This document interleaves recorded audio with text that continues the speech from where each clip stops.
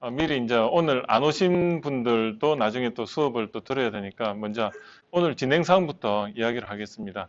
오늘하고 내일까지 이제 8시간, 8시간 해가지고, 총 16시간 동안에 트리즈 관련해가지고 여러분들이 이제 전문가로 제가 만들어 드리려고 해요. 근데 사실 16시간 해가지고 운전 잘할 수 있어요?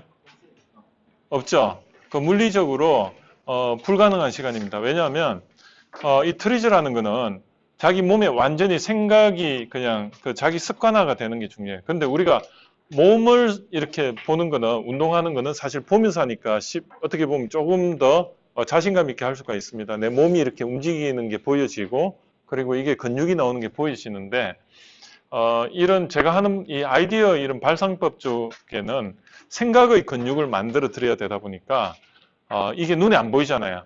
그래서 저는 이제 그 눈에 안 보이는 거를 잘 여러분들 마음을 제가 읽어가면서 하는 게 제 이제 가장 차별화된 강의 내용인 것 같아요. 그래서 다른 데서는 이 트리즈를 강의를 하면 어떤 식으로 하냐면, 트리즈 하면 이제 표를 딱 보여줘요. 처음에 사람이 완전히 표부터 딱 보여주면 사람이 표 보면 어떤 느낌이 듭니까? 예? 외워야지, 맞아요. 외워야 돼. 그래서 저는요, 트리저를 저는 이제 표 같은 거 안 보여줍니다. 왜냐하면 표를 보여주면 괜히 그냥 그 표에 얽매여가지고 뭔가 자꾸 표를 봐야만이 생각이 나는, 그런 아주 불상사가. 그래서 사실은 트리즈라는 거는 그 표를 보고 하는 게 아니에요. 다른 데서는 표를 보고 하는 게 트리즈라고 생각하는데, 트리즈가 40가지 그 생각 방법인데, 그거를 여러분들이 표를 안 보고 그냥 자연스럽게 저거는 저렇게 하면 되겠다. 이게 트리즈입니다. 그래서 여러분들한테 표는 나중에 보여드릴 거예요. 그리고 오늘은 트리즈가 뭔지를 하나하나 있잖아요. 그냥 실생활 속에서 트리즈를 한번 찾아볼게요. 그런 거를 오늘 할 건데 오늘 9시부터 12시까지는 제가 이제 그 트리즈 있잖아요. 그거에 대해서 이야기를 쭉 할 거고, 그 다음에 식사를 1시부터 이제 12시부터 1시까지 식사하고, 그 다음에 식사하고요. 그 다음에 1시부터 한 두세 시간 정도는 여러분들한테 그 생각을 좀 말랑말랑하게 하면서 나에 대해서 알아보는 시간을 좀 가질 겁니다. 그게 왜 중요하냐면, 여러분들이 그 트리즈를 할 때 내 마인드가 어떻게 돼 있는지, 내 성향이 어떤지 이런 것도 좀 알아보면 도움이 될 거예요. 그래서 그런 걸로 해가지고 한 3시나 4시까지 할 거고요. 그래서 한 3시 반에서 4시에서 한 6시까지는 또 제가 진행하고, 그래서 오늘 제가 여기 특별 강사분을 제가 모시고 왔습니다. 여기 이제 또 그 생각을 말랑말랑하게 만드는데 전문가세요. 그래서 오셨는데 박수 한번. 나중에 정식으로 제가 소개는 시켜드렸는데 아마 여러분들한테는 굉장히 도움이 되시는 분 같아요. 그렇게 하고요. 그리고 내일은 또 제가 이제 또 그 8시간을 진행을 하는데, 이 컴퓨터가 아직도 안 켜졌네. 한번 다시 해볼게요. 수업 시작. 우리가 이제 그 트리즈를 어제도 말씀드렸지만, 트리즈는 하나의 또 다른 생각, 아이디어 발상을 위한 수단이라고 말씀드렸습니다. 그래서 거기에는 40가지가 있어요. 어떤 40가지가 있느냐? 40가지의 그 생각의 방법이 있는데, 이 생각 그 프레임이죠. 프레임. 이 프레임은 결국은 여러분들이 평소에 생각하던 게 그냥 정리되어 있다고 보시면 돼요. 정리되어 있다고 보시면 되고, 그 생각이 그럼 정리가 평소에 이제 여러분들은 다 사용하는 건데, 그걸 단지 정리를 누가 했다. 그 사람이 알트 슐러라는 사람이고, 그 사람이 이제 러시아에서 한 4만 건의 특허, 그 특허가 4만 건을 왜 그렇게 했냐? 한 20만 건의 그 특허가 있는데 그 중에 4만 건을 한 이유는 나머지 한 몇만 건은 최상위 특허가 돼가, 그건 완전 천재들이 진짜 특허를 발명한 거야. 그거는 그 사람들은 설명이 안 되는 거예요. 왜 이렇게 나왔는지. 예를 들어가 베토벤의 그 뭐 음악이라든지, 아니면 뉴턴의 만류인력 법칙, 아니면 아인슈타인의 그 상대성 이론, 이런 거는 그 사람의 머릿속에 안 들어갔기 때문에, 그 사람이 내 구조를 모르기 때문에 방법을 유추를 못 내. 그냥 어쩌다가 그냥 자다가 그냥 도사가 알려줘가지고 그냥 난 아주 그냥 그거는 천재적인 특혜. 그런 게 최상위 5단계인데 그건 빼고, 큰 빼고. 그 다음에 이제 4단계, 3단계, 2단계, 1단계 있는데 보통 우리 조금만 생각하면 나오는 특허가 1단계, 2단계예요. 그것도 뺐어요. 나머지 3, 4단계 특허를 그 사람이 분석을 했는데 분석을 하는데 러시아 특허를 그러면 분석하는 게 왜 쉬웠느냐 하면 미국 특허는 전부 개인 거예요. 그러다 보니까 이 분쟁을 고려한 특허가 되다 보니까 남들이 좀 못 알아보게끔 그렇게 아주 어렵게 특허를 쓰는 방면에 이 러시아 특허는 소유권이 없잖아요. 그러다 보니까 학자의 관점에서 자기가 그 특허를 많이 내겠다는 하나의 그 정표로서 이렇게 특허를 많이 냈었어요. 그래서 특허 출원을 했다는 말은 러시아에서는 어떤 의미냐면 학위 인정서를 주는 거나 같은 거예요. 당신은 특허를 낼 수 있는 자격이 있습니다. 아니면 특허를 많이 낸 사람은 당신은 이만큼 많이 특허를 냈군요. 그런 인정을 해주니까 러시아의 과학자들은 특허를 내는 걸 하나의 명예로 생각했어요. 그러다 보니까 특허를 자기 소유가 아니다 보니까 엄청 쉽게 직관적으로 서론, 본론, 결론 딱 해가지고 한 번에 딱 보면 이게 무슨 말인지를 다 알게끔 그림으로 잘 표현해가지고 했어요. 그러다 보니까 러시아에서 이 알트슐러라는 사람이 특허에 대해서 14살 때 특허를 내보고 그리고 또 특허에 관련돼서 뭐 미사부터 해가지고 어뢰 뭐 여러 가지 문제점을 이 사람이 천재다 보니까 또 소련 정부로부터 도움도 많이 주고 받고 했는데 이 사람이 이제 어느 날 이제 특허 관련된 그런 논문도 내고 그러면서 이제 좀 정부 요직 사람한테 찍힌 거야. 그래가지고 투옥이 됐어요. 투옥이 돼가지고 거기서 완전 명상을 한 거지. 명상을 하다 보니까 오히려 거기 전화위복이 돼가지고 거기서 이 특허 원리에 대해서 더 정리를 해가 나온 거예요.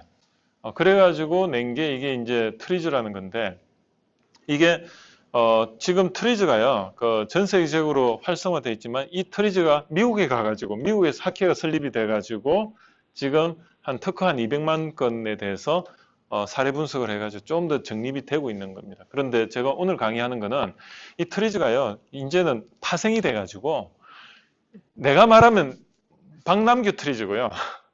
다른 사람이면 그러니까 이 파가 엄청 많이 나와가지고 트리즈도 이제 예전에 그 알트슐러라는 사람이 만든 그 트리즈에서 지금은 파생이 많이 됐어요. 그래가지고 그 대상도 뭐 비즈니스 쪽이라든지 아니면은 이런 과학기술 개발 쪽이라든지 아니면 문제 해결 쪽이라든지 이렇게 돼 있어요. 근데 트리즈가요, 근본적으로 그냥 생각의 그 방법이라는 거 관점에서는 다 똑같아요.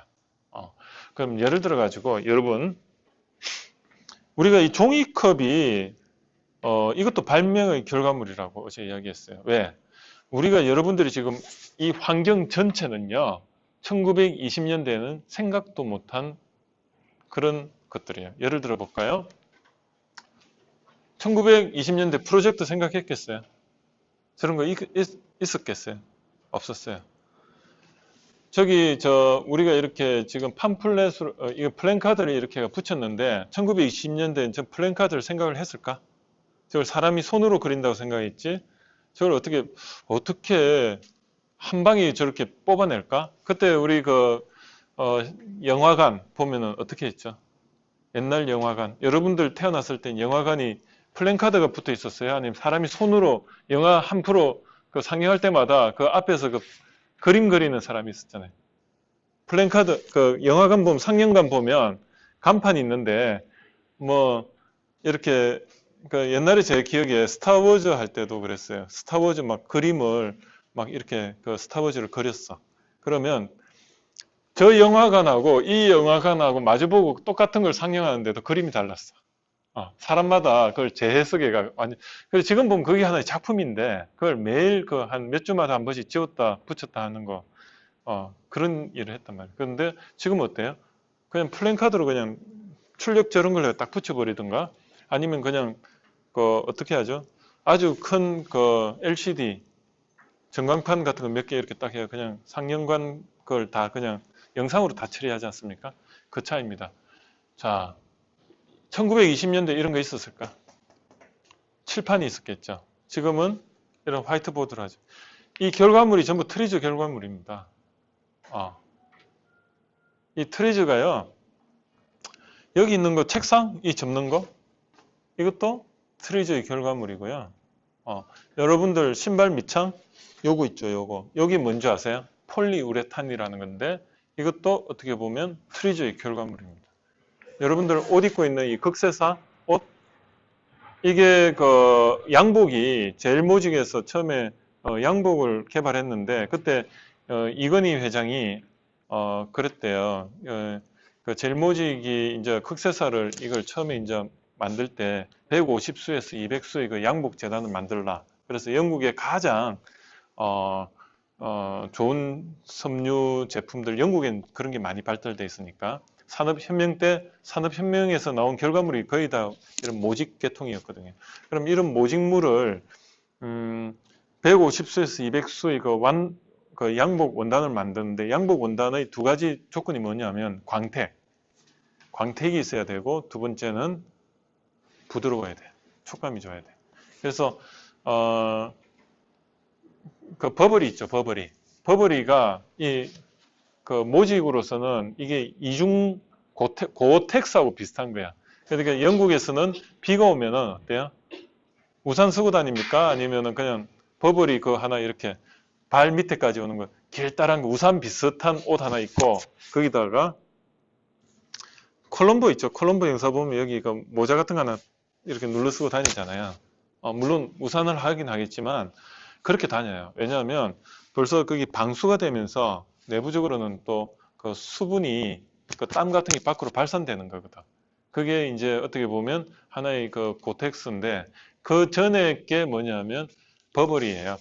버버리 옷이 그런 역할을 했어요. 뭐냐면 근데 버버리가 원조가 뭐냐면 그 2차 세계대전 때 그 군인들이 입던 옷. 판초도 있고 군인들이 입던 옷들이 기능성이잖아요.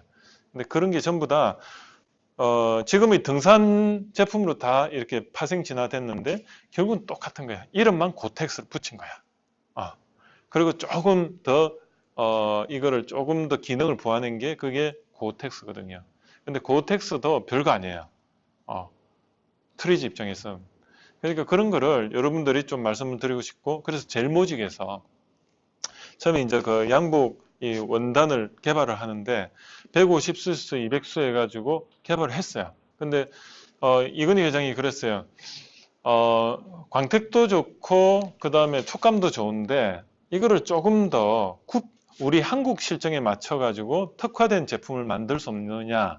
그래가지고 그 사장한테 물었어. 그랬더니 사장이 안 됩니다. 한마디 딱 했어. 왜 안 되느냐 이건희 회장이 하는 말이 이 양복의 특성이 뭐냐면 이 부드럽고 광택이 있으려면 이걸 극세사를 쓰다 보니까 그 실이 가늘면 구겨지면 잘 복원력이 안 생겨요. 오히려 두꺼워야 된다 이렇게 이야기를 합니다. 두꺼우면 어떻습니까? 양복이 또 광택이나 이 부드러움이 없어지겠죠. 그런 기술적인 모순이 있어요. 그거를 이제 모순이라고 하거든요. 그래서 이건희 회장이 들었고 나서 얼굴이 침울해졌어. 그리고 며칠 후에 그 사람을 해고했어요. 그리고 다른 사람을 바꿨어요. 그리고 그게 개발이 됐어. 무슨 말이냐면 그 트리즈라는 건요. 트리즈는 모든 거를 안 됩니다 관점이 아니고 모순으로 봐요. 모순. 어떤 모순?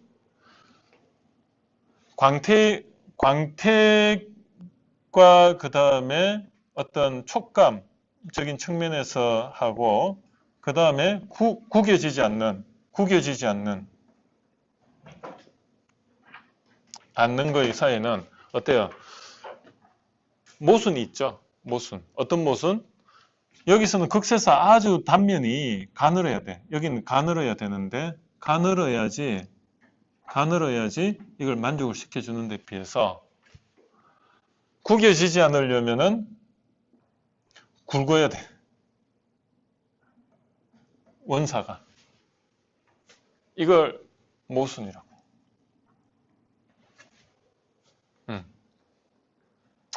그런데 보통 이 트리즈는 모순이라고 이야기를 하는데 세상에서는 가늘어야 되면서도 굵어야 된다면 사람들 어떻게 생각하죠? impossible.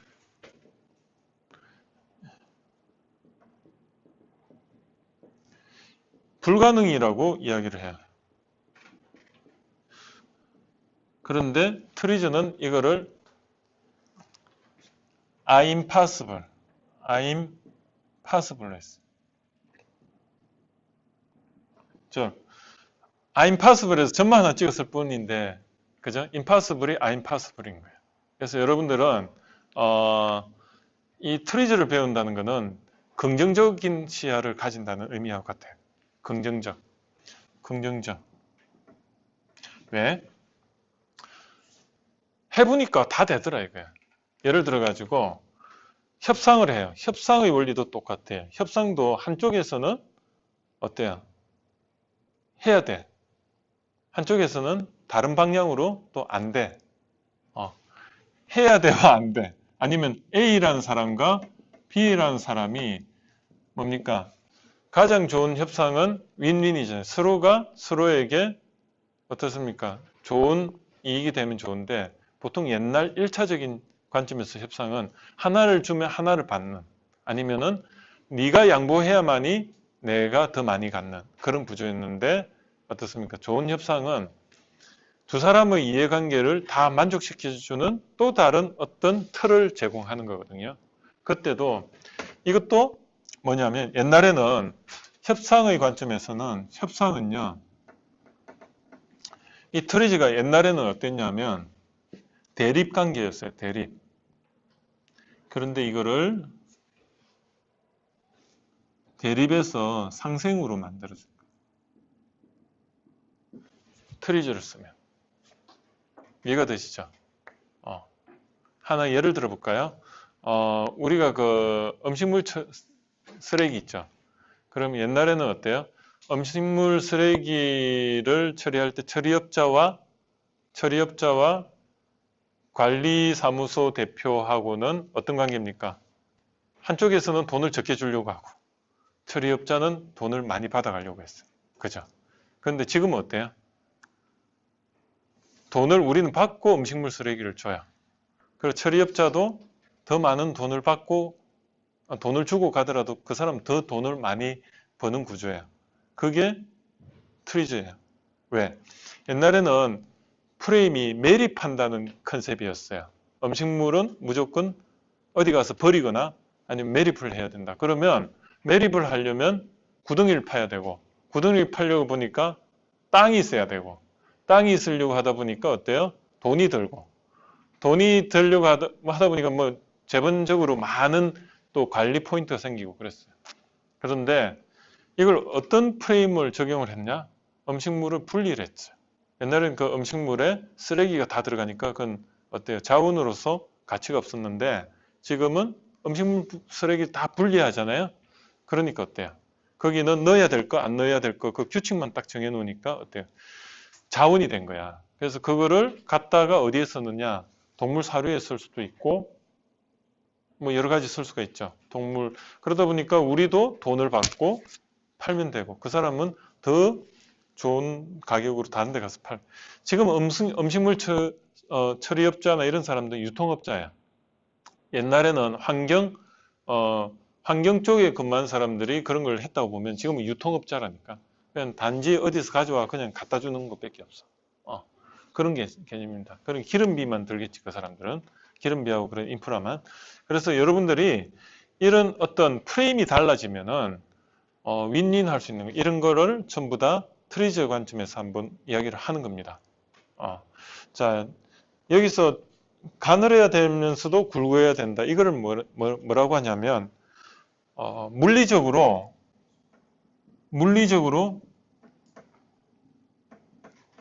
모순이죠. 그죠? 하나의 그 차원, 그 굵기라는 차원에서 굵어져야 되면서도 가늘어져야 되는 게 이거를 우리는 진퇴양난이라고 하지 않습니까? 이거를 우리는 물리적 모순이라고 합니다. 이럴 때는 물리적 모순이 있을 때는 어떻게 하느냐? 세 가지 방법이에요. 물리적 모순은 시간적 분할, 두 번째 공간적 분할.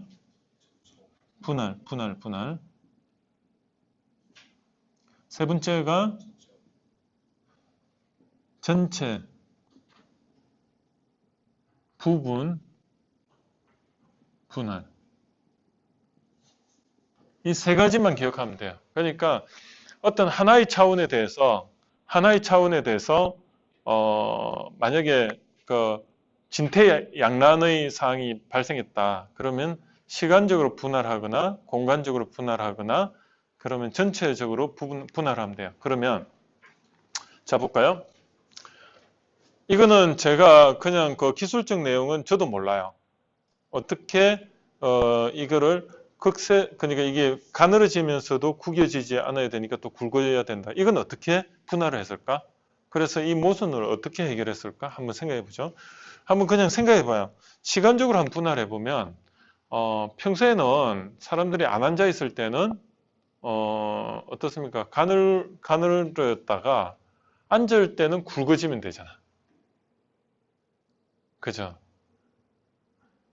뭐 이렇게 구겨져 있는 상황에서는 굵어져야 되고 평소에는 가늘어져야 되고 그런 게 있을까? 한번 생각해 보세요. 그러면 공간 분할은 뭐냐면 공간적으로 분할한다. 예를 들어 가지고 이 가는 극세사와 굵은 극세사를 혼합해 보면 어떨까? 공간적으로 분할해 가지고 아니면 공간 분할이 뭐가 있을까? 이런 거죠. 공간 그 사항을 변화를 시켜보는 거야. 같은 그 원단인데 이 환경을 바꿔준다. 한번 그냥 생각해 보세요. 그 다음 전체 부분 분할. 이건 뭐냐면 내가 이 하나는 이렇게 가는데 묶으면 굵어지는 거야. 어떤 게 있을까? 동아줄. 아니면은 여자들 보면 옷 같은 거 보면 이 안에 그 올이라고 합니까? 이렇게 보면 줄을 이렇게 뭐 이렇게 할 때 이렇게 안에 보면 도랑 치듯이 이렇게 조금 굵었다 가늘어졌다 하면서 뭐 어떻게 하나. 자, 생각해 보세요. 제가 지금 딱 떠오르는 게 저도 지금 여러분들과 같이 트레이즈를 지금 하는 거예요. 저는 지금 답이 없어. 그러면 제 생각에는 전체 부분 분할인 것 같아. 한번 생각해 보세요. 가느니까 만약에 표면을 이렇게 만들면 어떨까? 이게 이제 극세사로 해가 실로해가 뭐 이렇게 짰어. 근데 이 짰을 때 이 실 하나하나는 가늘게 만드는데 그 실을 몇 개를 가닥을 만들어 가지고 하나의 그 섬유로 만드는 거야. 이해가 되시죠? 그러면은 그걸 하나의 그 섬유로 만들면 어떨까? 그러면 그 섬유 자체는 감촉이 여러 개가 다발로 돼 있으니까 부드럽잖아요. 그죠? 그런데 사람이 여기 표면에 이렇게 부딪히면 이 안에서도 섬유가 여러 개로 분할이 돼 있으니까 아주 부들부들하잖아요. 그런데 이 섬유 자체가 또 묶어지니까 어때요? 더 큰 힘을 발휘하겠죠. 이게 잘 안 그 동아줄 보면 동아줄 안에는 아주 여러 개의 그 실들이 있지만 그게 모여지면 딱딱하잖아요. 근데 만져보면 동아줄인데 그게 안에 실은 아주 가늘다고 생각하면 부드럽잖아요. 그러면 전체 부분 분할을 쓰면 되겠지. 이해가 되죠?